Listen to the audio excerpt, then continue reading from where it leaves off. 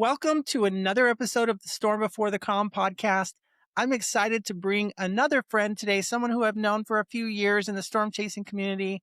And I'm excited to finally get to pick his brains. This guy wins awards. He's got some excellent photography consistently. And that's something I'm always looking at when I'm looking at people that I want to, that I want to mimic as far as getting out there and getting really amazing images. Willard Sharp is one of those people. Willard, thanks for coming on to the podcast and agreeing to finally let me pick your brain a little bit for this. You bet. Thanks for having me on. Absolutely. And we were just talking before we started recording, and I wanted to get into it. Willard, you've been storm chasing for how many years? This is my 35th season Oh officially. my goodness. Okay, I've only been chasing since 2015. 35. Well, we'll get into the history of that in a little bit, but we had to reschedule this once already because last week was a really good week for you, was it not? It was an excellent week. Well, in the Midwest in general has been the place to be so far this spring. Kind of unlike last year where Iowa was pretty Lucky. much dead, where I actually did very little chasing here in my home state. I chased in Iowa 4 times this week, which is almost unheard of. Even during a normal season, which Okay, is of course very nice. I can that means I can come back home at night, sleep in my own yeah, bed when the chase is done. that's me in the monsoon. But you look like a kid in the candy store, so I'm a little jealous. You got this little smirk on your face because that tells me that you were successful this week. Do you happen to have a few shots that you can share with us now? Yeah, it was definitely a very successful week. 4 tornado intercepts, lots of cool Wow. lightning and structure and, that sort of thing. So, let me share here. Normally we don't do the photos and stuff till the end, but Willard mentioned that he had just captured some cool stuff, so I can't wait to see these. Yep. So, this is from earlier this week. This is near Webb, Iowa, which is kind of in north central Iowa. Mm, So, it was a day up in Minnesota. The Truman area had a very nice tornado up there. But this was Nice. kind of, I kind of stayed on the Iowa side of the border. I kind of played the tail end Charlie storms. Hmm. And this one right at sunset, it was a little supercell. He was initially kind of in a cluster. It finally kind of separated from, the herd. And, Nice. I came in from the north and I was kind of on the forward flank of this storm. And this, storm produced 3 tornadoes. One was pretty Wow. brief and pretty small. This is the second one here. That's Here's a beautiful. beautiful classic, Midwest Sunlight. Iowa type, tornado was at sunset. And it kind of looks, well, you can kind of see it where it looks like off in the distance, that's fog. Well, that's actually heavy rain. It was pouring on me when I was, standing Really? outside the vehicle and took this shot. Cause like I said, I was kind of still in that forward flank and I was getting Hmm. rained on. Wow. I can't even tell. I can tell that I can see the rain near the fence line there, Right. but you saw that opportunity with that sun coming in, giving it that perfect contrast. And it's not overly saturated either. I don't know if you fully even doesn't look like you've done a full Photoshop edit to it yet, but even as it is, if this is the raw, oh, it looks like it's just a raw shot, or is this a It is actually edited. okay? So I still have a little bit more. It was a really quick edit. I Hmm. did this edit like at 3 a.m. Tuesday morning Of before I course, went to bed. So it still needs a little bit of work, but I really love it a lot. that's I love pretty. the cool sunset colors. You got some of these, blues up here in the corner Sure. because, it's getting very late. The light, Hmm. the sun is setting, so, and, I didn't, I could have got out of the rain, but Hmm. these 3 tornadoes did not last very long, and I knew if I kept driving, I would probably lose it. So you got to make the executive decisions, like you stop and and take the shot. Dr. Jason Persoff told me that in the last podcast that we talked about. He says, take the shot. You're not, if you see the shot, don't waste your time. You're not going to go back. You're going to miss the shot if you don't, if you see it, take it. And Yep. so that's what you Yeah. did here. And that is, solid advice. And it's advice that I give, when I Wow. teach extreme weather photography classes and such. If you see something cool, don't search for a foreground, don't, get out of the rain, as was this case for me. You Hmm. just got to take the shot because, myself, I have blown plenty of opportunities where it's like, oh, I'll just go a little Yeah. further down the road. Maybe I'll find like a barn or a windmill or something. Sure. And no, and then the cool clouds are gone. So, Hmm. Wow. So, And you had 4, you said you captured 4 tornadoes this past week. yep. So 3 were from this particular storm here.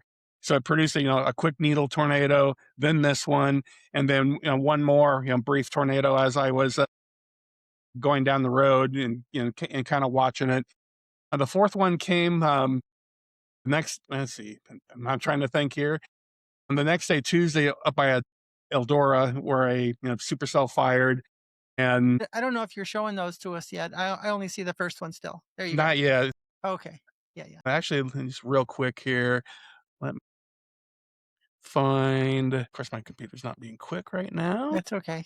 Sometimes it's hard to I'm still learning how to navigate with the module too. Right. Is it in those tabs up there?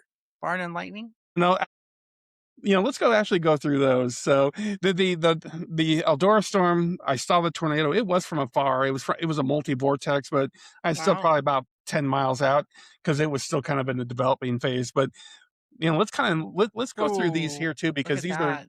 very. So this was the same night as this one, just a little bit later. The storm, of course, put on a beautiful What a bolt. display of mimotas and colors and Mhm. such. But as I was starting the journey home, there was an isolated cell that kind of, redeveloped to my north, and it was a prolific lightning producer. I mean, it basically looked like a disco strobe. Really? And so I was going down the road. It's like I'm thinking, okay, I'm going to stop and take some pics. But then, of course, as I'm stopping, I eyeballed this little, corn crib right here. It's like, aha, pulled into that driveway and placed me basically the corn crib between myself and the storm. And this is exactly what I was looking for. Nice, lightning lighting up the thunderhead. Also got a little horizontal, lightning over Right. here too.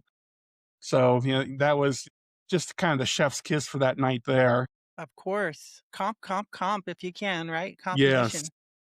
So this was the next day. This was taken by Independence, Iowa, which is kind of in northeast Iowa again. And this was a tornado warned storm. I don't believe it produced a tornado. It had not produced one at this point, but it was really wrapped up on radar. It Nice. had a big old hail core, that dropped some big old gnarly hail, and you can kind of see all the greens and blues up here, Mhm. and then the big, I love tornadoes, but I also love structure a lot too. That's exactly what I'm looking at. I love the color of the clouds and the structure in this one. Right. So yeah, actually, the rotation was right here, and it's kind of Mhm. funny looking. I don't even know if you want to call that a wall cloud at that point, but Right. that's where the rotation was, and the lightning was pretty insane. There was Widowmaker lightning dropping all around me as I took this shot Wow. here. Oof. So then the next night, I ended up down in Eddyville, Nice. Iowa, which is in southeast Iowa, and didn't see a ton. No tornadoes. Mhm. The structure was just kind of meh. But as I let the storm pass me, it just dropped this big old cool rainbow. And of course, I found these silos right here. Perfect. I pulled Connecting in the the silo, driveway, yeah. and this is 15 millimeters. I had to shoot wide because this rainbow. Well, you can kind of see it over here. It's in the foreground ahead of these trees over here. That Yeah. just right behind this silo. So yeah, it was raining here as well, and I actually had a few raindrops on the lens that I had to Photoshop Mask out. out, yeah. But no, beautiful color, nice bright rainbow. There is a second one here, a little dimmer, but yeah, a cool Nice. rainbow is always a good way to end a chase too. Well, dang. I mean, and it doesn't always have to be tornadoes, of course, right? People are always, "Ooh, you got to get a tornado." You got that as well. I actually thought that tornado. I've seen a couple of other photos of that sunset tornado. To me, that was the best one. And then there was one a couple of days ago that had some really beautiful. I think Edgar also the storm chaser posted a photo.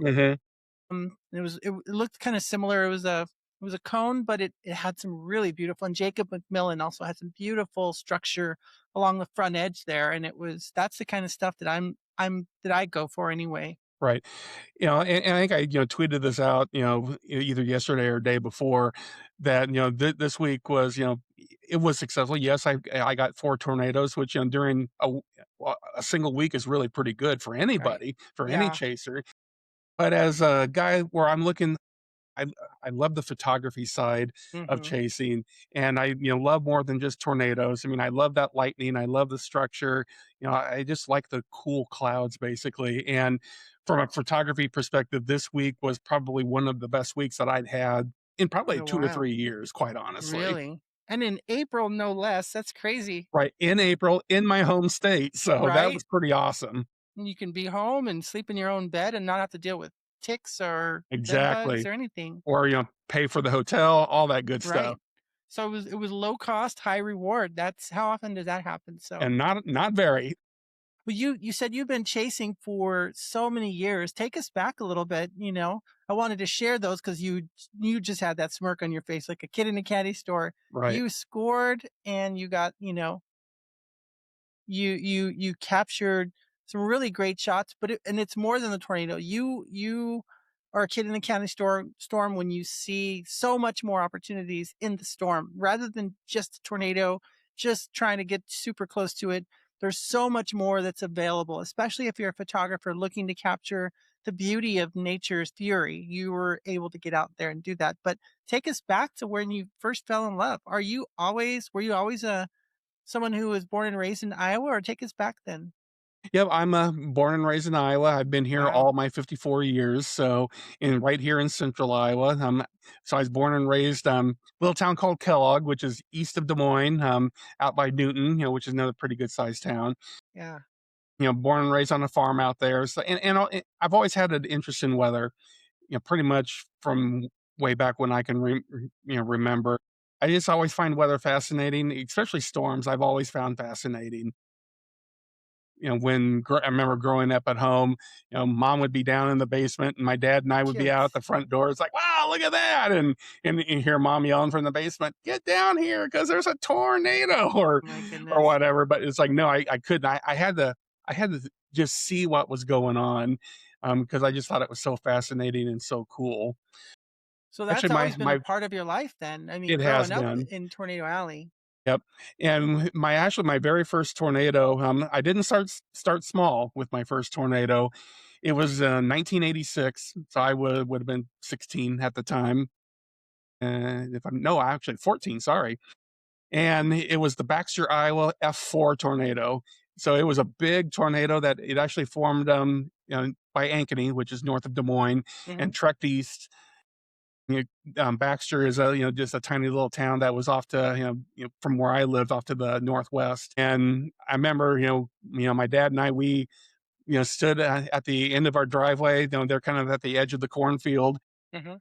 and watched it forever and just fascinating. And it was a big old Wow. stove. I remember it very distinct. I wish I would have had a Stovepipe. camera with me at the time, but it was a big old stovepipe tornado, and it was just a big old gnarly thing. And it was I remember it was a late spring day. It was hot. It was humid.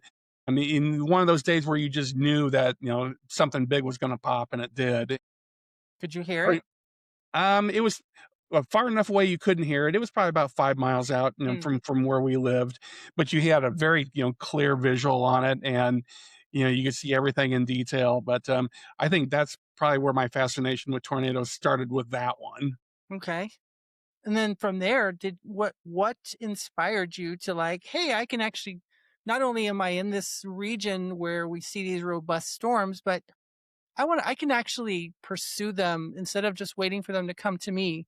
How did you get into actual storm chasing? Or what inspired you to actually say, "Hey, I want to learn how to figure out where they're going to be so I can go to them and actually start chasing?" Because you've been doing this for a long time. Right. So I actually started probably chasing for real in the early '90s. After I graduated from high school and Gosh, from before college, Twister even. and then it was just basically you pay attention to the weather forecast on TV.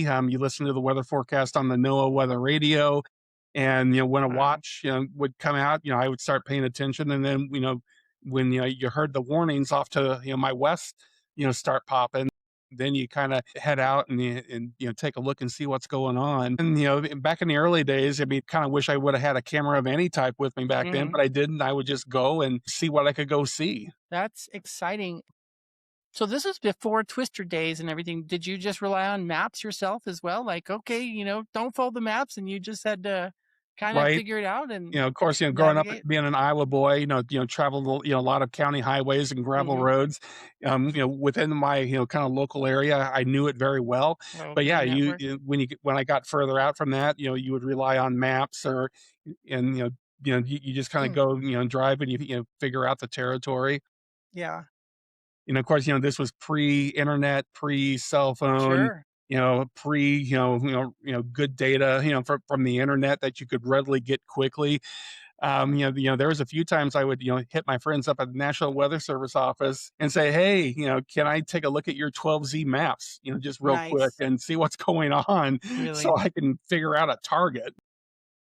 So you had to do it yourself then, and then you Yes. just take off. Yep. When did you start? When did you start actually taking photos of it along your journey? So, in 2012 is when I, kind of, started the photography aspect of it. I still chased it, locally, in the 2000s and the early 2010s, Hmm. but, my son was young then and, really, didn't wanna go out and have something happen to me, then he wouldn't have a Yeah. dad. I didn't do a ton of chasing for a little bit, but, 2012, I really kinda I picked it back up again, and that's when I, picked up a camera and give my wife credit because she was taking a photography class at the time, and we had picked up, like, a Nikon D3100 that she was using actually quite a bit, for, what she was doing, and then, I kinda picked it up and started using it too when she wasn't using it, Yeah. and, a lot from had her, kinda tell me things that she learned in class, and then, of course, I would go online and, through Google and YouTube, I found stuff and So you're uh mooching knowledge off of her learning how to right. do all this stuff. Yeah, yeah, she got me kickstarted for sure, and my photography knowledge, and then I just kinda built on it from there. Like I said, a lot of online, and, of course, just getting out and shooting because practice does make perfect. Right. Definitely. So you talk about Iowa a lot, and I've driven through it a couple of times, but I did spend a few days going through it and then checking things out. The Twister scene, I don't know how far you live from that, but where they Not filmed the too video, far. the hill, Twister Hill, I think it's called on Google Maps. Even I got Yep, to visit that, and I did the Reed Timmer thing, like, oh, look at the tornado. Of course, it was right. blue skies, but I had my friend take a picture of me, like right where Bill and Joe were like, it's because of you, Joe. And I don't know how the by the way, Twister mistake, but how would the mic be open, open mic without. Anyways, they're talking and everybody else can hear, "I still love you, Joe," and all that good stuff, and it's funny, but, from right from there, by the way, anybody that travels through Iowa, if you're a Twister fan, you really gotta check it out because being there is it's actually a really big hill. The river's right It there, is. and there's this long hill. It's actually pretty big, but just down the road is this little farm, and if you look southwest on the map, there's a little store called Dirt Road Goat Soap. Mhm. I don't know if you've ever heard of this place, I have. but I know exactly where it's at. they're great people. We drove up, we're like, "What's this?" Because I've heard good things about goat soap, and we drove up, and it was a great family, by the way, and this is a total aside. Really super wonderful family. They let us in, showed us their goats and the baby goats, and the kids took us into into their little area where they were actually making soap, and I ended up buying like $200 worth of goat soap, Wow. and it lasted quite a while, but it really does the job. It's actually really great, and I've actually reordered through their website. So there's a free plug, but check out Dirt Road Goat Soap if you actually know where that's at. And Yep. it's on one of those dirt roads, it's It literally, is. like you said, Iowa has a lot of dirt roads. So And we have a great road grid here, which is great for chasing. Yeah, a 1 mile by 1 mile grid, which is awesome. But yeah, you do and gravel. I mean, I was born and raised on gravel roads. I know how to navigate them very well. But we do have our share of level B roads, and yeah, when they're wet, yeah, stay off those because they're just like roads in Kansas. After it gets wet, you're going to get stuck. when was the last time you got stuck on a chase? You're probably not going to believe this, but I never have. No, I believe that I've because never ever been stuck. there's a way to do it. If you see a dirt road and it's wet, You don't chances go are you don't go. Yeah. right. If you're on that gridded network and you're ahead of the storm and the storm's still approaching, right, from the west and you're east of it, and it's a perfectly dry road, you have to make sure that you get off those dirt roads before the storm moves in. But no, I totally see that. Yeah, What kind of yeah, and it's just keep always being aware of your surroundings, mhm. and of course, living here in Iowa, I'm very familiar. But even when I'm go to places that I'm not as familiar with, over time you kind of learn how the roads are and and what to expect and stuff. And yeah, you stay ahead of the storm, you stay ahead of the horde of chasers. And as long as it's dry, you can go whether it's dirt or gravel. But yeah, once the rain catches up to you, then yeah, you got to change your game plan a little bit. What kind of vehicle do you drive with you out on the chase? I have a Toyota Rav. Well, you are just like so many others. Yes. RAV4 or the Subi. Yep. 2020, and it's a hybrid even, so I get good gas mileage. Oh, So man, the I'm the jealous. gasoline that hasn't broke the bank yet. Yeah, yeah. Well, and gas prices, hopefully, fingers crossed at this point, are starting to come down. Let's Yes. hope that they keep trending that way because I'm going to be out there on the plains in the next few weeks. So I can't wait to get out there. But I will be bringing my Toyota 4Runner with me. And you know very well, 4Runners are not gas Right. efficient. So, Yep. especially with those KO2 tires, those 17s. 16 miles to the gallon. But so since you've been chasing and then you started to get into the photography aspect of it, but can you share one of your most memorable experiences while chasing extreme weather? Maybe it was, Doing this for as long as I have, I got quite a few of those. I'm sure, But, I would, as I was thinking about that question earlier, I'm probably gonna choose a more recent one, from last year, the, Gary, South Dakota tornado day there in late funny. June. Everybody loves That Gary. one was, there's sometimes once in a while you get a forecast, and when you look at it, you look at the model data, and you can just see it says, "Go here, stupid." I mean, there's not a whole lot of thought that goes into it. And I honestly, like those. The Gary day was that kind of day. You had a Wow. warm front, to the triple point there in South Dakota. You had, Big Cape, Great Shear, trough moving in. It just screamed tornado day. So, that's about a 4.5, 5 hour drive, north, for me. So, I went up that day, and, I was, kind of I hung on the Minnesota, South Dakota line, and basically just waited. And then, saw the storm pop in South Dakota. And then I just kind of, drifted over there, got in position. And there was, two main tornadoes, got some nice, photos of the first series. And then, I kinda backed off a little bit, and then, kinda waited to see what the storm was gonna do because it was cycling after the first tornado. Hmm. And then it dropped the second one, which is the long-lived, very picturesque, Gary, tornado. It was The, like a the 45-minute noodle with the deal. sheath and everything. Yeah, Right. that was And crazy. I was probably 2 or 3 miles, to the, east southeast of the storm. And I actually just stayed put there because, not only did I have an incredible view of the tornado, I was close enough where I could hear it and I could see all the details.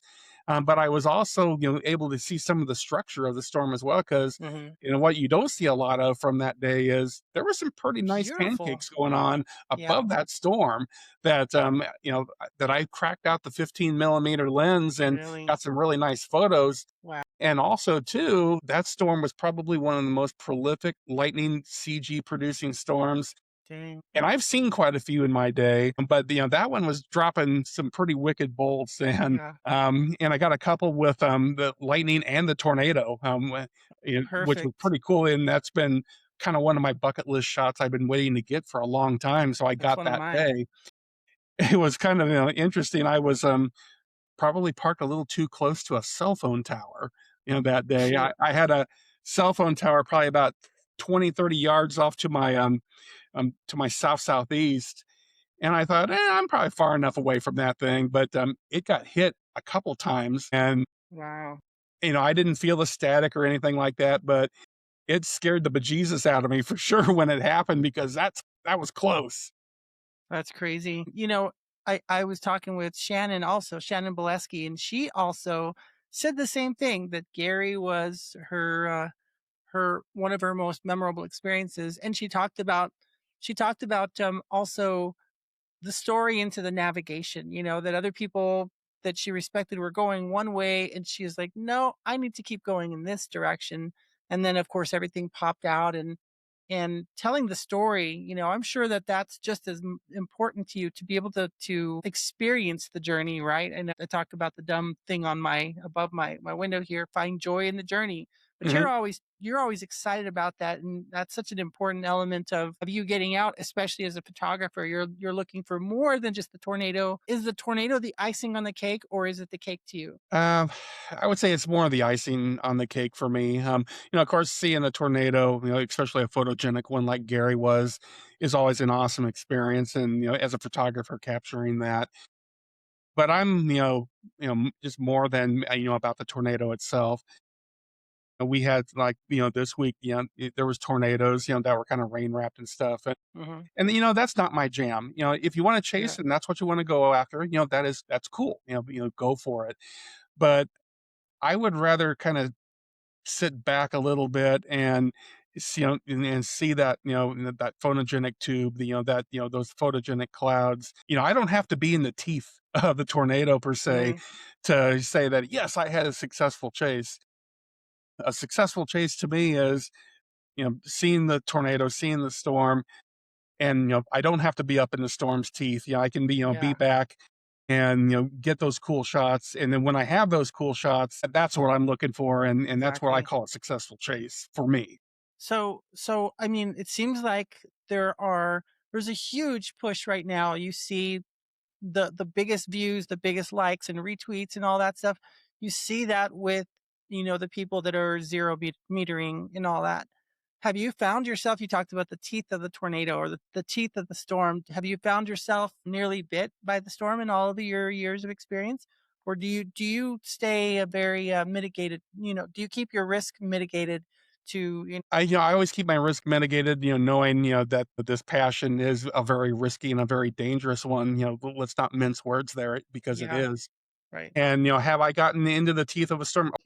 Plenty of times in my time, either on purpose or, by okay, the tornado or the storm chase, changed course, and I was on this course. It's like, oh, okay, it's caught up with me. Well, I guess we're gonna ride this thing out. Yeah. Um, but doing this for a long time, I always have those escape routes in mind and that sort of thing. But yeah, there's more than once and twice and 3 times that I've been, within the circulation of a tornado. So, yeah, I've been there. Little bit of pucker factor going at that time when that happens. I think it happens to all of us, and it's tough, right? I mean, storm chasing is not easy, especially.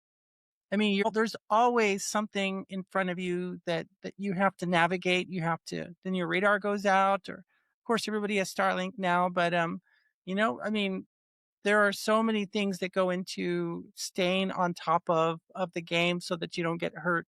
But how do you mentally prepare yourself for the challenges? Knowing that there's an element of danger there. Mhm. You have to respect the storm because the second that you start disrespecting a storm, something not good is going to happen to you. So I always go in with that mindset. I usually have my target, picked out usually a day ahead of time, definitely the day of. And if it's an area I'm familiar with, I'm good to go.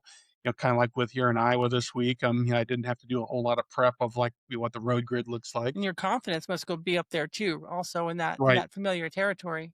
Yep, and if I'm in a territory where I don't, where I chase, but, I don't live there and, I'm not as familiar with it, I will, before initiation, spend time on Google Maps and Mhm. kinda looking at the, road grid. It's like, okay, this is what we have for Same. highways. This is what we have gravel roads here. Okay, we don't have gravel roads here. We got a 1 by 1 grid here. It's maybe like a 10 by 10 grid or whatever where I'm going. So I try to, have a good idea of what I'm going to be heading into once I'm in my target, and then actively start chasing. So you mentally prepare. What about gear and all that stuff? What is an essential thing that you take, an essential toolkit in your chase? So I have, of course, my camera bag, and I have my two Not Nikon. safety equipment. Willer's like, I gotta take the cameras, man. I gotta have the Well, camera I, stuff I ready. got safety equipment too. We'll get to that, but the camera gear, of course. I'm a Nikon guy, Hmm. so yes, you can bash me. No, that's No, fine. I No, don't do that. but But of course, Sony's still better. But anyways, right. I'm just kidding.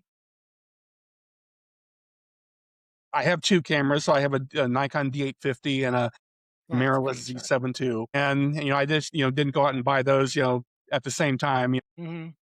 They're pricey. Acquired through my collection over time, and the reason I do two cameras, and it's just a personal choice of mine, is one camera I have my 24 to 120 zoom on, and then my Nice. second one I have my 15 to 30 wide Mhm. angle on, so I don't have to worry about changing lenses out in the field because I've done that before, and if you're not careful, you can get a whole boatload of dirt on your sensor when it's Yes, you can. windy and that the storms are cranking. So it just makes it for me it's a simpler thing. Mhm. Um, of course, and I do have safety gear with me as well. I mean, I have a basic first aid kit, tourniquets, towels, or toe strap, and a little air compressor, and Mhm. in the fix of flat tire, in case I run over a nail or something. So I have those with me as well. Yeah, of course I do streaming, a little bit of streaming and a little bit of video, and of course you know what these are. Heck Got yeah. the I Osmos. just moved everything, but yeah, I have a whole bunch of them. Yes. Osmo, So, and if and I have the I'd like to thank you, Lori, for getting me on the Osmo bandwagon. I love oh, these things. okay. Oh, so when I'm doing pictures, I'll usually set up my one of my small tripod. I'll record some video, Mhm. for either to do a time lapse or just to have in case there's a cool storm or a cool tornado or something. Yeah. I do live stream as well. I have I basically just stream with Or you're my just using the iPhone here, phone? and live streaming is definitely not my focus. It's more of Mhm. a okay, if I get pointed in front of the tornado, cool. If not, well, I guess uh, that's fine too. And it's more for Yeah. so people who follow my streaming platform on YouTube. Mhm. They can kind of see where I'm at, and if There there's any severe weather coming their way. I see. There are a lot of people out there that's doing this now too. You've got the Freddie McKinneys and I mean Reed, and there's just way too many people to name. I mean, it's just there are so many people that are live streaming.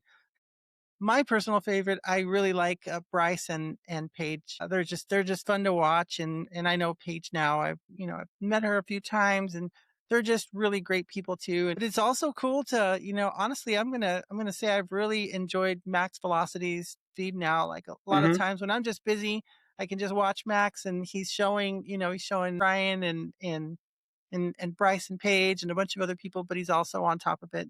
And it's just kind of like I hate to say it because it's he's putting out life saving stuff as well, but it's good entertainment. I mean, he makes it entertaining as well. And I know you have your Ryan Halls, and there's just so many other people doing that on that end as well. I guess it's got to be hard to find what you really want to do and find your niche rather than chasing somebody else's success. Right. So we haven't even talked about that, and I do about your awards. You've won quite a few awards year after year in different contests and stuff like that. Yeah, let's go into that, and then I'll ask some other questions about getting into the challenges and hardships of it all. Do you find yourself like, are you ever hard on yourself? Let me put it that way, because you have won awards and you had to have overcome a lot of stuff going like, are my photos okay? Are they good? Right. Social media, sometimes they praise you, sometimes it's brutal and you're like, this is a really great shot. And Right. social Mhm. media says you suck, basically based on like nobody, clicking on it or whatever. It's such a really tough thing to do. How do you sort through it all? Yeah, social media is an interesting animal for sure. The algorithm, I mean, we're I all at the hate it. mercy of the algorithm, unfortunately. And I have definitely not figured out the secret sauce to that. And you know what? That's fine. I enjoy putting my photos and occasional videos out there. And sometimes they take off and do well, and other times they're like, yeah, they're just kind of average or not so great. Hmm. That did used to bother me, a few years ago. It's like, okay, why, this photo's a banger. It looks great. I love it. Yeah. Why isn't it getting any love out there? And I just kind of, I finally came to the realizations like, what, I mean, the algorithm, you don't have a lot of control over. So, and it kind of, dictates, how far that goes out. I know it kind of, depends on people's attention spans, too, which seem to be getting shorter and shorter by the day. Yeah. So, But you don't get involved in any of the drama either. You don't jump in. I don't see you, dogpiling on certain things. Maybe you'll say something about, red light runners or whatever, but it's not like, ooh, this is an opportunity to jump in and get lots of views and likes, and where the algorithm's like, ooh, right, negativity, feed me, see more. And you just, right. that you can get in on that, but Yeah, it's not worth it. that's just not my jam. I mean, there's especially when, before the storm season got active here, there's so much weather drama going on, and there always Right. is in this community, which it's kind of unfortunate that actually because it doesn't have to be that way. Just go out and chase beautiful storms and have a good time and come back home safe, and that should be enough. But unfortunately, it's not. But, Right. for me, it's like, no, I don't have time for that. I mean, I'm 54 years old. I don't have time for that garbage. I just want to get out there and see cool things and see cool Right. storms and, I take love it. pictures of them and then, I'm 54 also. So, I mean, mhm. I'm 1971. Woo, Yes, it was a long great time. year. It was. And Dark Side of the Moon was just coming out. Right. I'm wearing my Pink Floyd The Wall t-shirt today Well, yes, I because, see. Yeah. and my Iron Maiden, my brand new Iron Maiden ball cap because I love Mhm. Iron Maiden. But yeah, I'm an 80s rocker. I'm not gonna lie. I love good heavy metal, good prog rock, and I but do, I don't, and I still listen to hard rock. I mean, my when I'm chasing my, Sirius radio is turned, either octane or turbo, mhm. one of the 2.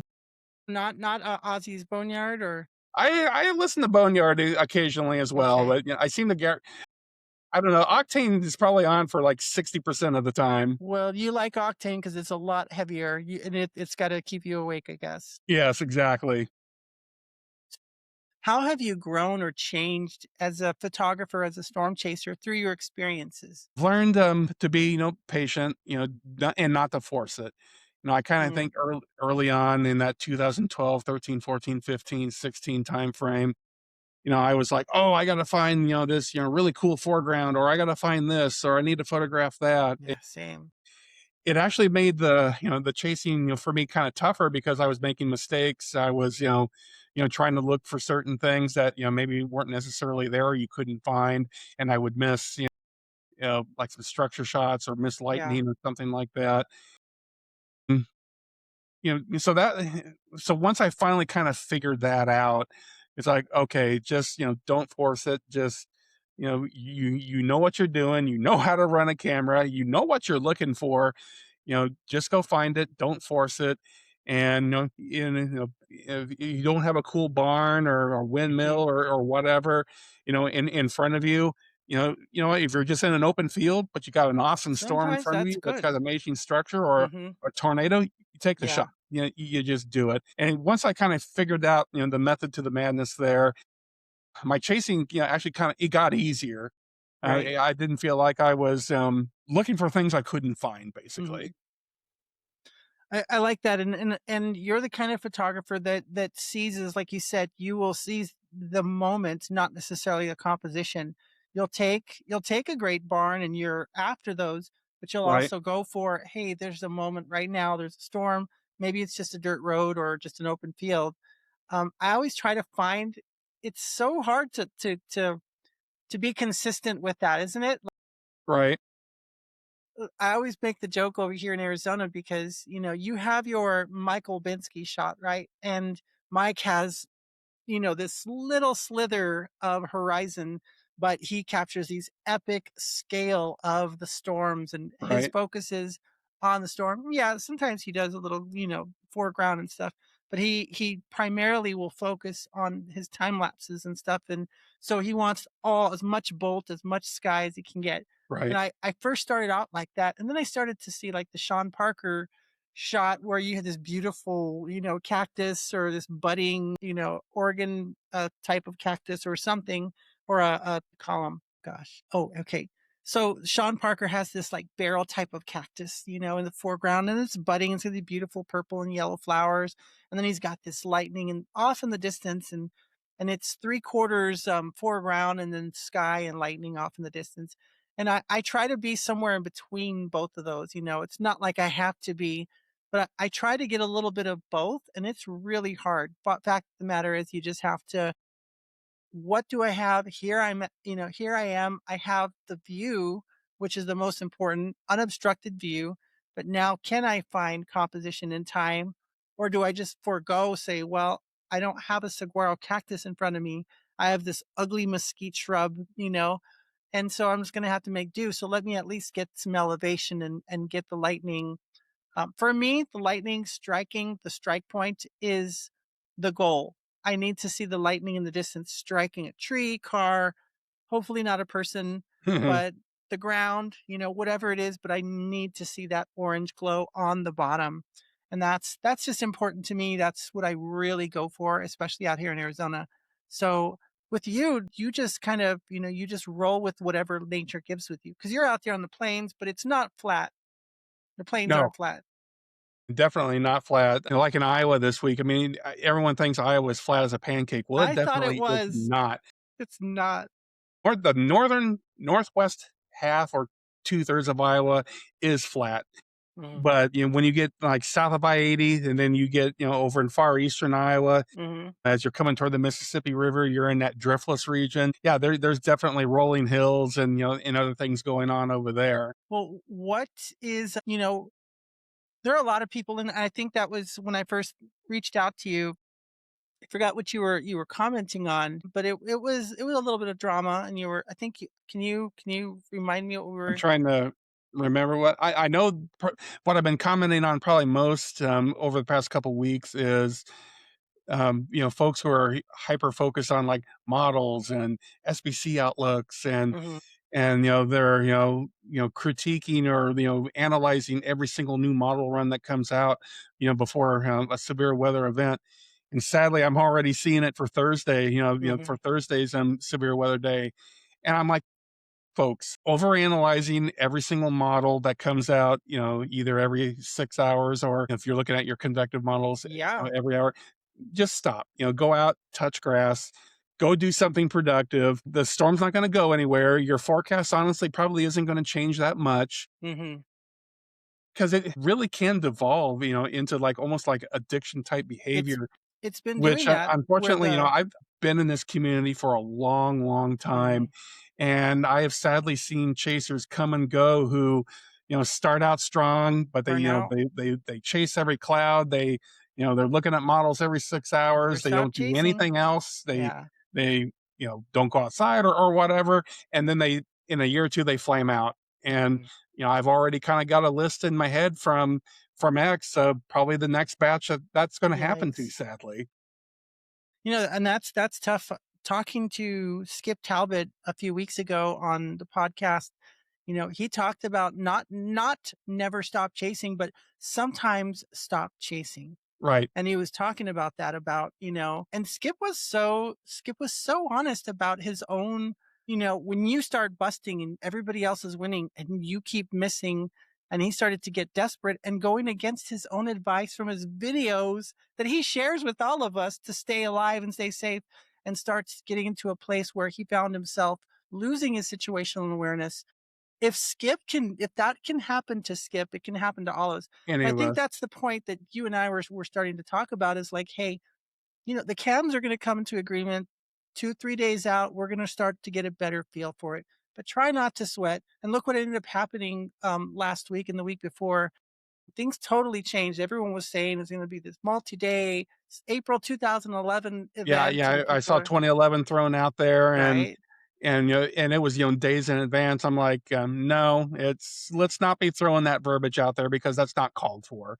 right. Because, storm chasers, need to remember, and, occasionally I have to remind myself of this, when we post on social media. Yeah, we do have a lot of weather and storm chaser followers, but we also have a lot of regular folks too We sure who do. follow us for either like my photography or they're looking for weather info or whatever that is. And when the regular folks start seeing that, it's just not a good thing because people, Well, a they lot of start to people panic. remember what happened in 2011. A lot of people are scared to death of storms, and it doesn't nobody any good to do that. Someone just did that the other day where they fear casted. I don't know. Mhm. Hunter had to. I won't say his name, but he has two first letters of a in his first two, or he has two letters in his first name that he uses online. So I know you know, exactly who you're talking and I won't about. say it because everybody knows who he is. Apparently, he's got flashies everywhere and blasts everybody and films people in in their worst moments and tough time. But fact of the matter is people were worried and he got a lot of people scared and nothing ended up, very minimally transpired on that day. right, Other people are like, please don't do that. Your fear casting is not what, like, just like you said, there are people who follow us.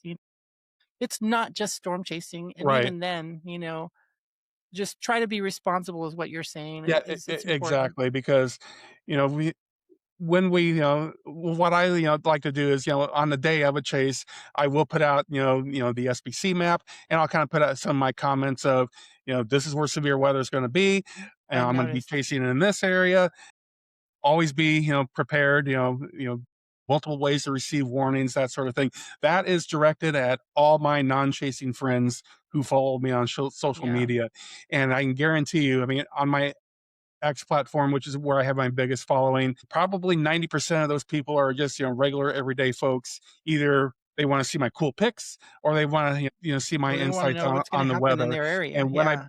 yeah, and when I, post, weather stuff, it's for them. It's not for the storm chasers. I Hmm. know storm chasers see it, and that's fine, but it's not for them. Willard, you bring up a good point too. And I think it's important. Fact of the matter is, I've grown so many different accounts. My Instagram is where I'm happy with the size of my Instagram account, and I'm trying to give it some more love. I personally don't like Instagrams. It's not very user friendly to me, and Hmm. the desktop version, it's just not intuitive to me. I really need something that's a little easier. So it's kind of a slog to get through it, but it's worth it because people follow me there as well. People who Right. appreciate my wisdom or whatever it is they think I have and my photography and all that good stuff. So I try to be there as well. But you bring up a good point is that I try to make I know how to grow an account if I really want to. I can really we all do. We all kind of have that idea. But one thing that I think the storm chasing community makes, one mistake that I think they make a lot, and you probably would agree with this, is they hyper focus on weather lingo, on weather Hmm. community. It's almost weather speak, right? It And is. so other people that are trying to follow or might be interested in follow, and I'm saying all this as so that people can grow their accounts so they can get more likes and more follows and have their work appreciated on a larger scale. If you're just talking about meteorological terms and forecasting and showing models, you are not reaching everybody. Try to open up your language and try to Right. keep it simple to for those of you that want to grow your account, try to reach other people beyond the weather community. Hmm. If you start doing that and are intentional about, hey everybody, thanks for this and that, and I'm just a normal person, show who you are as a person, right? And Right. then and just be yourself, be authentic. You're going to grow your account a lot faster than you sitting there wondering like, why is am I just getting the same, talk back from and comments from the same people that I follow? Well, it's not the weather community is really not as big as we tend to think it is as far as Right. on a social media scale.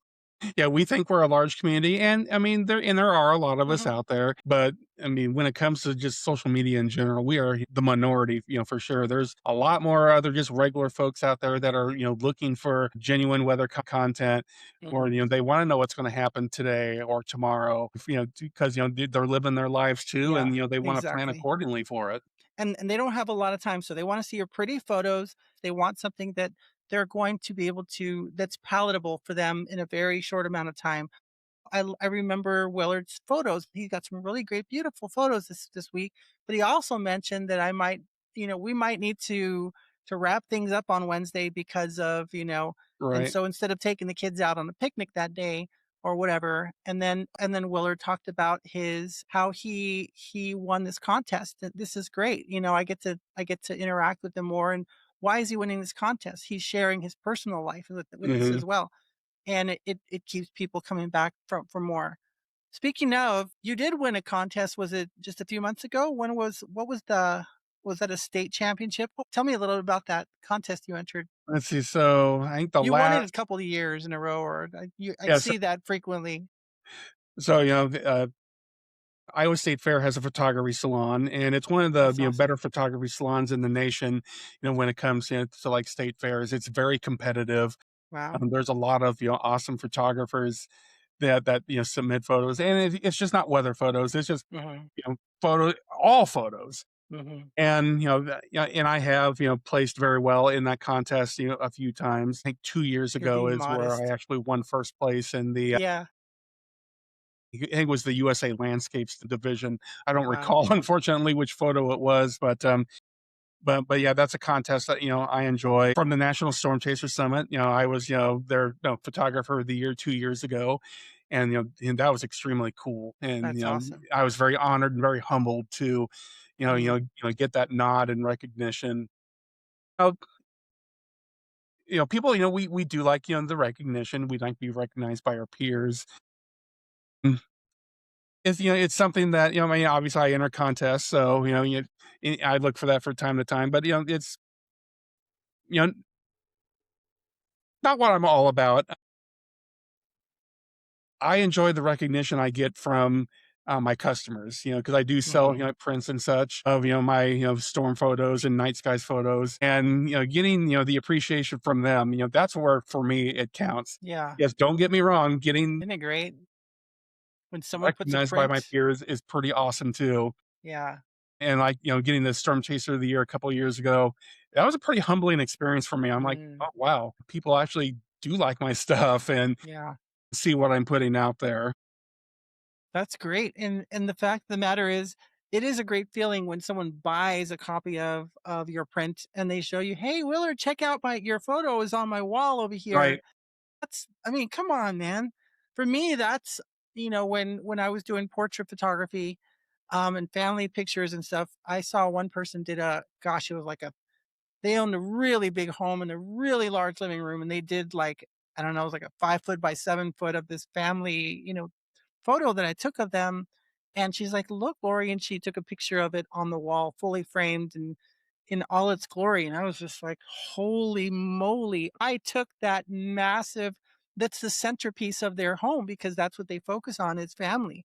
And they love it each and every day. And she would show me, she would tell me that that really, really meant the world to me. That was an accomplishment that I'm super proud of. And Yep. I've had that over and over. And that's my trophy. Mhm. I don't have crap for trophies from awards or anything on my whatever. I've been published and I've got this and I've got that. But honestly, that doesn't mean much to me. It does. It's great. It's the validation is good, image, and it's not an AI photo that they're commenting on Facebook or something, but they see your work and they just acknowledge that little bit of acknowledgement is such a great feeling, don't you think? It is a huge deal, and I appreciate my customers very much. That they spend their choose to spend their hard-earned money on one of my photos. I have a similar story too, where I sold I think it was like a 3 foot by 4 foot canvas. It was a giant canvas print of Right of a on. storm. The nice structure, beautiful colors. Over in Iowa, farm field, farmstead off in the distance, and just amazing I think I sky. saw you share that. Was it a metal print or was it It a was actually a canvas print, oh, okay. and they, kind of like, with your story, they bought it, and I actually delivered it in person. They live in Omaha, which is Oh, only like wow. an hour and a half away from here, so I delivered it in person, to Nice. 'em, and yeah, it's a mainstay in their living room, and, yeah, it is so awesome to see, like, any size of my print, hanging on a Right. wall, but especially one that size where it's kind of the centerpiece of the room is pretty special. Would you've managed to keep, a positive attitude through all the years and all the failures and the failure modes and missing storms and busting. But is there any advice you would give to someone, you know, facing their own challenges or hardships, especially if they want to do even the photography aspect? It's daunting. Most people right now, I know a lot of chasers that just chase with the GoPros and this and that and Mhm. their phones, but not too many people are getting into photography. Or if they are, it's not easy to start no matter even with the new gear that's a lot easier to use than it used to be. What's your advice to anybody who might be facing their own challenges? It might not even be storm chasing. I would first, from the storm chasing realm, don't follow the never stop chasing mantra. I have never accepted, never followed that mantra. And I know some folks do, and that's fine. If they want to go do that. But, I have a life outside of storm chasing. I have a full-time job. I I have a very successful IT career. I'm a network engineer. It's what pays the bills, keeps a Right. roof over my head and food on the table and Amen. health insurance and all that good stuff. And it actually kind of helps keep me grounded. So I'm not out there, chasing every single cloud, every single setup. And by not chasing all that, I don't get burned out, and helps me to appreciate when I do go out. Kind of in the storm chase community, it seemed like with some folks, having a full time job is a sin. It is definitely not. It is something that I would encourage everybody to do because you do have to pay the bills. And some would say, "Well, you're not living the dream." Well, I strongly disagree with that. I am living the dream because I mean, my job has flexibility, which I'm very thankful for. And, also, like I said, keeps a roof over my head. But Yeah. it helps me when I do go chase. I think it makes me a better chaser because when I'm going out there, I'm having a time of my life. I'm having fun.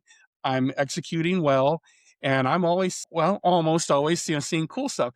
Now, are there times I still bust? You betcha. We all do. Don't let any storm chaser kid you. They think they see something every time. No, they don't.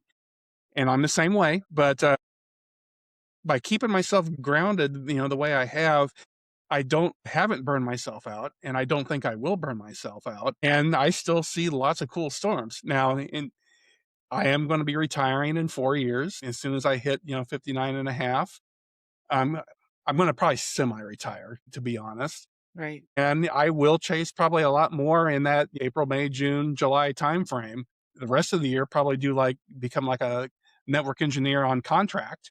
Hmm. So, I can pay for my own health insurance because, Sure. ooh, daddy, that's gonna be expensive when I get to that point. No kidding.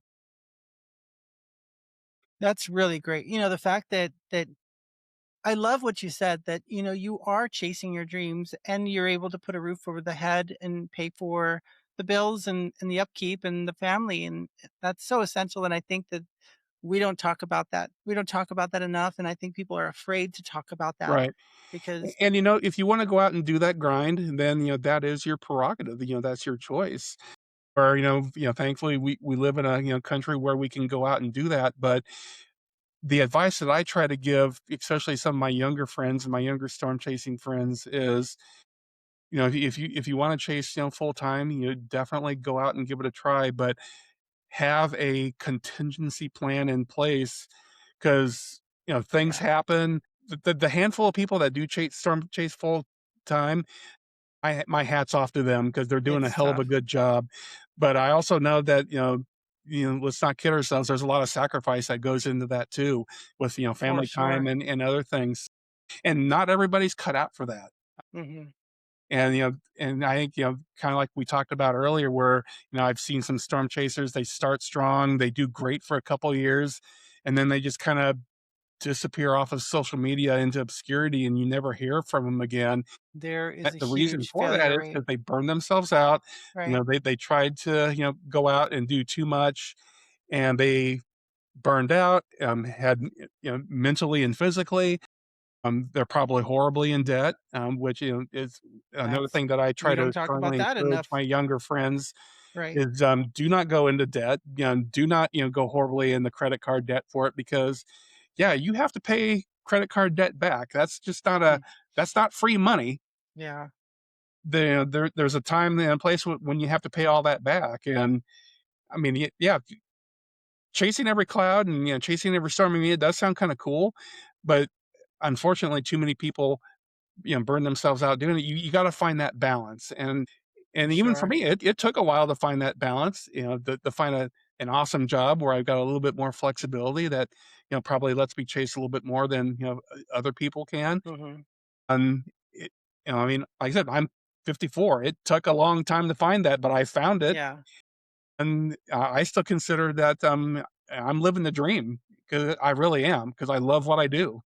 I love that. Sounds like you live a life of gratitude, and I love to hear that. And I hope that some of these younger folks, the younger generation that are especially that are going into deep into debt.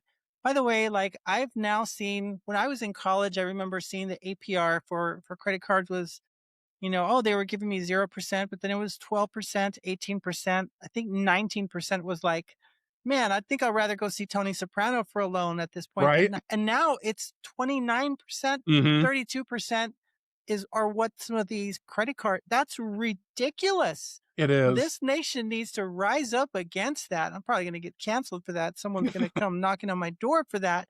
But it's horse crap, man. That It is. credit card rates 30 something percent for you will never you will never get out of that debt if you're No. just paying minimums. Never at And I see 30%. way too many of, not only chaser friends, but just, friends in general who get deep into debt. I'm very thankful we have zero credit card debt, other than the Mhm. streaming bills that come on, put on each month, which, we Yeah, immediately pay off. But unfortunately, my wife and I were kind of in the minority there of right. being in that situation. And it is kind of sad. And I'm a big proponent, and I've occasionally tweeted about this. It's like, be financially responsible, and if you don't know how, then there are tons of resources online, Mhm. where you can learn financial responsibility because you really need to, because credit cards are not free money. There's all these online places where you can get loans. That's not free money. Yeah. The old saying that nothing's for free is very true. Hold on. Let me text my wife. So you were saying, yeah, nothing's for free. That's for sure. No, and that's where having that good financial literacy, and I'm Yeah. trying to hone in on my young friends here. It's like if you didn't learn it in school, which I think they should, where my son teaches up in Madrid, they teach financial literacy, and that's good. I'm very happy about that. Right. But not every school does. It's like if your school doesn't, there are so many places you can learn it online, and with between just go do some Google searches, fire up your Chat GPT AI. I'm sure it'll probably give you some, though. Take it with a grain of salt, though. The AI stuff is not all it's cracked up to be. That's true. And there's all kinds of YouTube videos out there. You got the Dave Ramseys of the world and others, and I like the, Caleb the info's Hammer. out there. Caleb Hammer's great, by the way. He's a great hour and I a love half, him. I love two watching his hour videos. podcast. And I watch I'm starting to watch like the whole thing now just because he just does not stop. Yeah, he's brutal, but he's Some giving solid advice too, though. He's trying to Yep, get people on track and they don't listen. So he just goes off. right. And some people need to have that brutal, honest conversation. That's true. Except for the personal stuff. I think he goes a little too deep in the Right. Yep. making fun of a girl's arm hair or whatever. Like, whatever, Right. dude. It's like, what is it? Don't throw stones in glass houses or whatever. Yep, But yeah, exactly. but Willard, let's wrap things up. That's a ton of advice talking about resilience, talking about chasing your passion and chasing it responsibly financially. I love all of the stuff that I knew you would have it in you. I knew we just had to get you on the podcast to share. And Right, it really is the people who are already looking for that advice. They're going to listen. The people that don't, they're going to go, you right, can't tell me anything. And just like Jason Persoff said, Dr. Persoff, he was like, you're right. I can't tell you to chase safer. I can't prove, I can't force you to chase safer. I can't force you to chase, a little further out or be more intentional in your chase. You're not going to listen if you don't want to listen. So right. for the people that want to listen, that they Yep. might. And if they do wanna listen, I am more than happy to be a mentor, either, Mm. a photography mentor, a storm chasing mentor. I love, sharing my experiences and sharing what I've learned over the years. And yeah, if you're open and if you want to, come talk to me. I mean, I'm an open book. If you see Yeah. me out in the field, or you want to, reach out and DM me on instant messenger, or Facebook or X or whatever, my DMs are always open, and I will take time to talk to you and explain some things. I love that. And with that, let's just take a look at these images that you told me were super important. They had special meaning to you. What is this ball here? Now, of course, everybody knows what it is, but tell us a little bit about it. That was, the solar eclipse, a couple Aprils ago. Wow. I was down in Southern Illinois in the path of totality for that one, and I wanted to. My a dream shot of mine is capturing the corona around the sun and the moon during the total Yeah. solar eclipse. You ain't got So the I red. actually brought my astrophotography tracker and my camera and long lens, and Wow. I set it all up. And I actually had software running on my laptop where it took total control of the camera, and it did No all the kidding. shots for like 2 hours. And Wow. during the totality phase, it ran through a specific series of shots with different aperture and different shutter and all that. So what that did is it let me enjoy the solar eclipse. I could hear my camera off to the side going click, click, click, click, click. So I Nice. knew it was doing its thing, but I was just sitting there enjoying the moment, and it was a moment. Oh, cool. Is it true? Is it as amazing as everybody says? Everybody tells me, Lori, you've seen tornadoes and stuff, but you know nothing until you've seen an aurora like this, a solar. A Is total it solar not eclipse. aurora? I'm sorry, a solar Yep. eclipse. No, A total solar sorry. eclipse. Yeah, it is you don't, we don't see these every day. We were very fortunate. We had two here in the US within a relatively Mhm. short period of time. But yeah, I mean, seeing, experiencing the darkness, and when you have twilight all around you, and you hear like all the different, like the birds, and Wow. they come to roost. You can hear, Yeah. like the cattle, they actually went back to the barn because they thought it was nighttime. The temperature Dang. drops. I mean, it is just it's a sensation of the senses is how I would put it. I can imagine.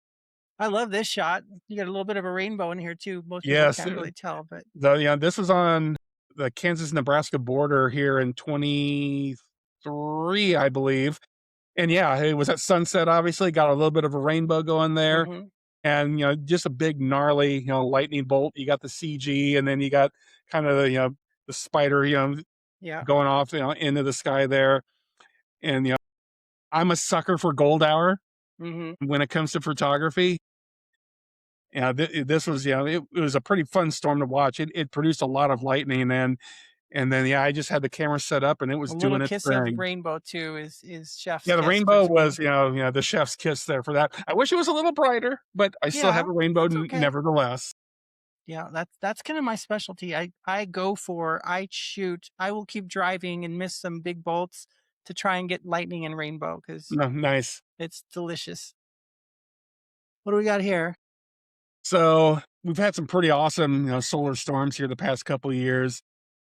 This is what's called the corona. It's Mhm. basically when the aurora is overhead. Wow, And this was shot not too far from where I live here in Iowa, up by a place called Brushy Creek, which is south of Fort Dodge. that's clean, by the way. Having overhead aurora in Iowa is a very special thing. It does not Really? happen very often.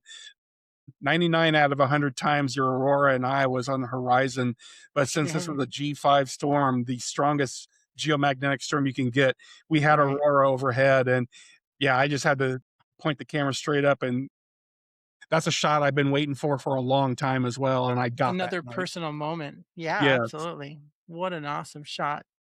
I love this And storm. then we gotta This is have the kind of Gary in event it. there. We What is talk about it. Gary? Yeah, this is, yeah, when it was in a kind of, big monster, tube Mhm. here going on. And of course, tornado is cool, but I love, I mean, I've got, nice foreground, cool Absolutely. clouds, color from sunset off to the left Mm. there. It's just a very nice composition that I love. And, that's why, like I said, I was a mile or two, away from the tornado. I wasn't up Yeah. in its teeth, but this is why I like shooting like this, because you can get so much more detail of the sky and such. And that's what I like. I love that that this little slither here is a different color than the rest of the grass. Hmm. Then you have multiple horizons here, multiple foregrounds here, and then you've got the tree line. Then you've got the Windows XP hip Right. rolling hills in it back in here. And then you've got just this beautiful tube with this, with the clouds spinning into it. I was gonna be like, okay, hey, I see a hot pixel over here, Willard. Yeah. I got Sometimes a some of those spot over slip through here. my, I should not. I should. I'm being hypocritical, and I'm joking because this is a great shot. mhm, That's me being like when I'm going through my photos. I'm like, oh crap, I missed it. right, Nobody else in the world will see that. I think it's a right. beautiful shot. So don't listen to me. I'm just being a dumb critic that No, I you and I wasn't are both there. pixel creepers, so and Yeah, that's fine. that's hilarious. I love this shot because I know how hard this shot is to even get any kind of slither of lightning when you're shooting wide open to capture to capture the Milky Way. Yeah. So this was, I think in 2018. This is a Mhm, September, shot, and a buddy of mine, Kevin Scow, who works up at the National Weather Service office in La Crosse now, we were chasing together this day, here in central Iowa, and we were on our way back home, and there was this big old supercell. This supercell was down in, Missouri, like northern Missouri, and we were on Highway 34, which is in the southern Iowa. It's the second tier of counties up, and we were east of Osceola, and we saw this storm doing the whole stroby thing, lots of lightning and stuff. And Kevin and I kind of looked at each other. It's like we should stop for a little bit here, maybe shoot for sprites, mhm, because that was kind of our initial thought. And I'm like, yeah, okay, cool, I'm down with that. So we pulled off on a gravel road and set up kind of in a bean field there. And as we were setting up, I realized that, okay, it's early September. There's no moonlight out at all. The galactic core is out. right. And I told Kevin this. He's like, "Oh yeah." So started shooting, and yeah, I had to be very careful here because there were some kind of bright lightning. Even though that Mhm. storm was quite a ways away. It still could blow out your shot if you're not careful. So I actually that is at F 3.2. So I'm not quite wide open. I'm pretty open, but not wide open. And that was 1.8, it would have been blown out. right. So, yeah. And I think I ran ISO 1600, and we were shooting, or I was shooting at 8-second exposures. And yeah, I just let it run. Never That's did get nice. any sprites that night, but got some very nice Milky Way core action with that supercell.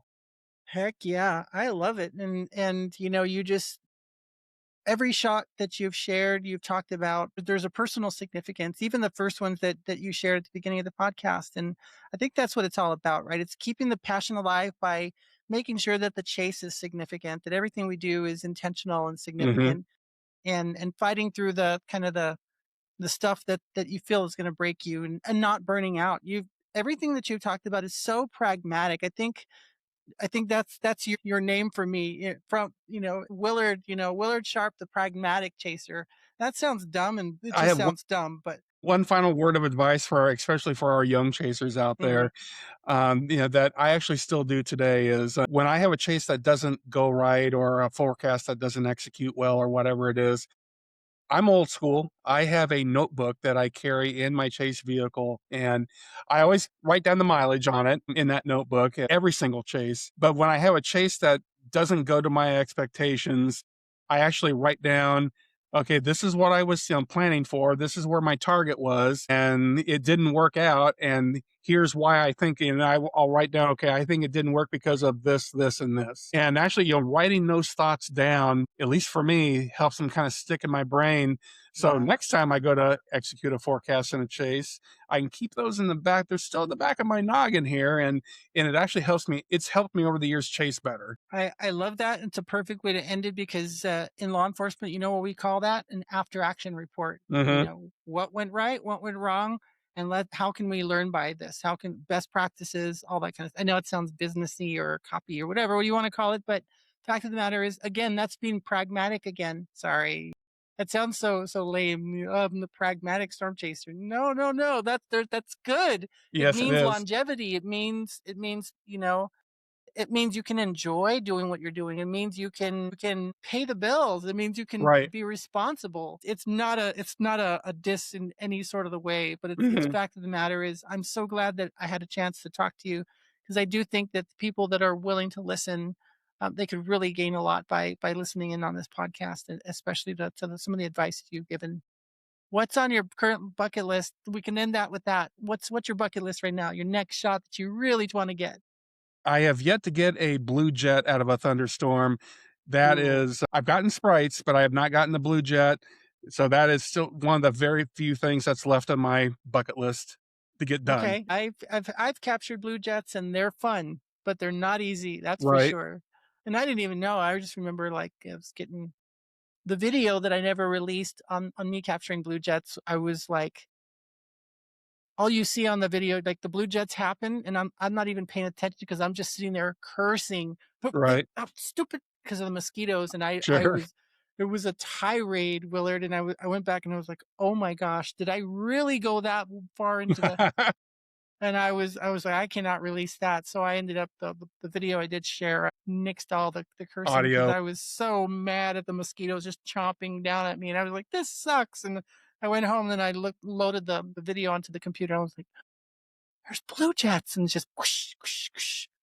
It's out of this world. Good luck on that. I hope you do. I do hope that you can get some blue jets and some more amazing images. I can't wait to see what you're going to capture this year. Sorry. The season has just begun, Right. so there's Yeah, plenty of time for you to get up. definitely looking forward to the rest of the season. It's been a strong start, and It yeah, can't has. wait to see what the rest of spring and summer bring. Absolutely, and I hope I see you out there later on, in the season. Yep, I'll be out definitely. there as much as I can, and I hope to meet you in person. You've always been just such an awesome, supportive, amazing person, and I hope other people get to know you like I know you. And thanks Thanks. again, Willard, for coming on. By the way, you didn't share this on the podcast. What is all this cool stuff behind you? So I'm going to turn here. I'm going to lean back. So I got You my like rock and mineral rocks? collection here. So I Mm-hmm. have I'm a rock hound as well. So I tumble stones and I look for minerals. I buy minerals. So when we bought this new house here this past fall, it had this cool little bookcase here that I Wow. thought that would be a perfect place to put a lot of my mineral collection. So I got my mineral collection there. And you know so then, of course, Got I the got my lights rigged in there and my everything. lava lamp up there and stuff, and on that thing that where you can kind of see like the silhouette of a cat. That's just got a bunch of polished stones in it. Just to the left of the lightning and cloud there. So Did you buy those or find those? um, A little of both? a little of both. Yeah, there's a lot of polished stones that I found, but like I said, I go to rock shows and stuff like Mm, that. Especially in the fall, and yeah. look. I basically look for minerals that I don't have. You know, Tucson has the station or the nation's largest gem and mineral show. So nice, Tucson, Arizona, man, the downtown is just chaos. It's crazy. I'm like, what are all you guys, you rock lovers, doing here? This is crazy. I can't even drive through town. This is right? silly. But no, people love it. So I'm not gonna knock it. Well, Willard, it's been great. Thanks a lot for coming on. And how can people find your socials?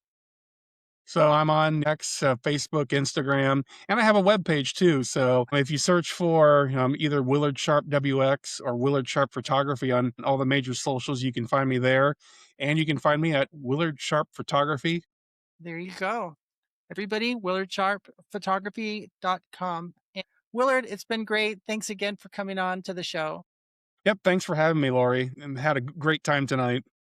People like Willard sharing this good stuff has been just such a blessing to me, and it's enriching for me too. So we'll catch you on the next one. Take care, everybody, and chase safely. And take care, everyone.